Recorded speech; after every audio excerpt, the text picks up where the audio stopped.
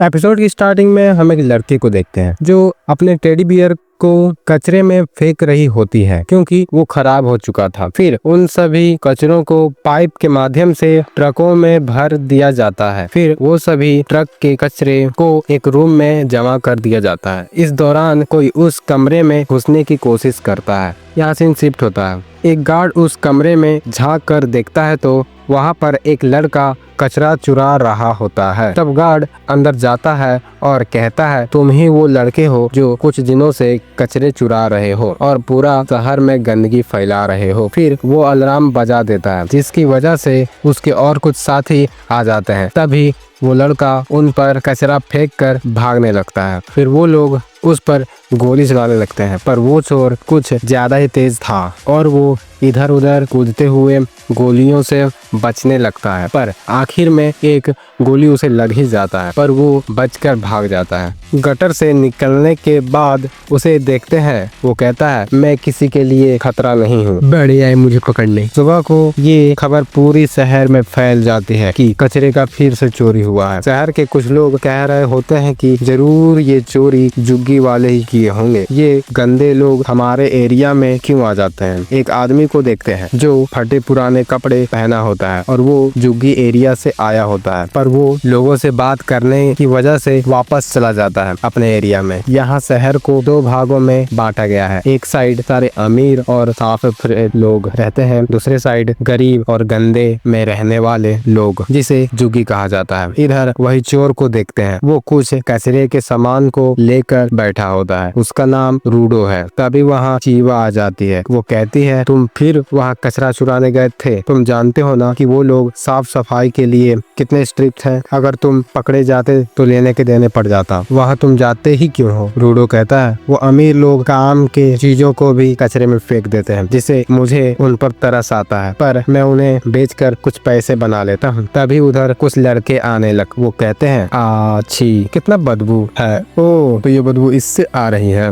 अरे यहाँ तो चीवा भी है। वो चीवा से कहता है, इससे दूर रहो, कितनी गंदगी में ये रहता है और कितना गंदा ग्लव्स पहना है। अगर इसे कोई छू ले तो उसे खुजली शुरू हो जाए। एक और लड़का कहता है, ऐसे भी इसके गंदे चीजें को कौन ही खरीदेगा और इसके ग्लव्स के अंदर देखा है, जो भी होगा बहुत डरावना होगा। शिवा कहती है, तो क्या हुआ, ये है तो हम में से ही एक ना। बिल्कुल भी नहीं, इसके साथ रहना यानी मुसीबत को बुलावट देना। ऐसे भी ये पागल खूनी का बेटा है। ये जुगिया पागल कैदियों को रखने के लिए बनाया गया था और हम उनके वंशज ही तो हैं। हम इतनी मेहनत करते हैं ताकि अपनी इमेज लोगों के सामने सुधार सके और शहर में एक स्थान प्राप्त कर सके, पर इसके बाप ने कत्लेआम करके सारी मेहनत पर पानी फेर दिया, जिससे हम भूल नहीं सकते। जैसा बाप वैसा बेटा। तुम भी इसके साथ मत रहो, देखो तो इसकी आंखें एक अपराधी जैसी है। फिर वो लोग चले जाते हैं। शिवा कहती है, तुम उन पर ध्यान मत दो, तुम अपने पापा जैसे नहीं हो, तुम अपराधी नहीं बनोगे, तुम अच्छे इंसान हो। वो कितना प्यारा सॉफ्टवेयर है, क्या तुमने इसे ठीक किया, तुम तो कमाल के हो। रूडो कहता है, ये बेचने के लिए नहीं है, मैं ये तुम्हें। तभी वहाँ चीवा की मॉम आ जाती है, तो फिर वो दोनों चले जाते हैं।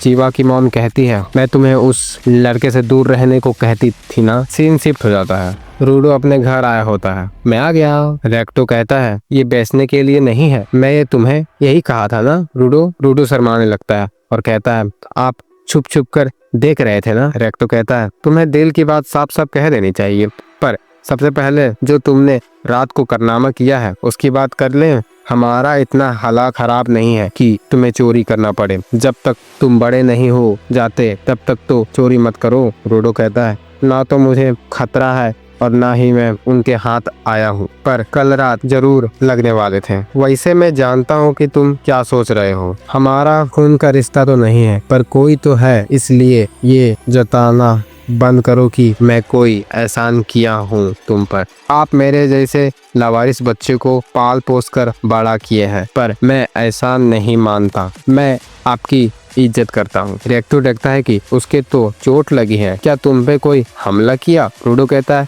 नहीं तो ये तो छोटी सी खरोच है। रेक्टो कहता है, दिखाओ जरा, लगे हाथ तुम्हारी पट्टी भी चेंज कर देता हूँ, अपने ग्लव्स खोलो। रूडो कहता है, पापा के दिए गए जख्म से तो ये छोटी सी खरोच है। असल में रूडो के पिताजी को खाई में फेंक दिया गया था कत्लेआम के जुर्म में। ये सालों से चलती आ रही परंपरा है। रूडो के हाथ हमेशा से ही काले थे, जिसे देखकर लोग डरते थे, जिन्हें देखकर रूडो पर पूरा अंदर से टूट सा गया था। तभी रेक्टो आकर उसे ये हैंड ग्लव देते हैं, जिसकी मदद से उसे दर्द भी कम होता था और काला हाथ दिखता भी नहीं था। ये कर्ज रूडो चाहकर भी नहीं चुका सकता था। सीन शिफ्ट हो जाता है। सुबह को रूडो घर से निकला होता है, तभी वो देखता है कि और किसी को खाई में फेंका जा रहा था किसी जुर्म की वजह से।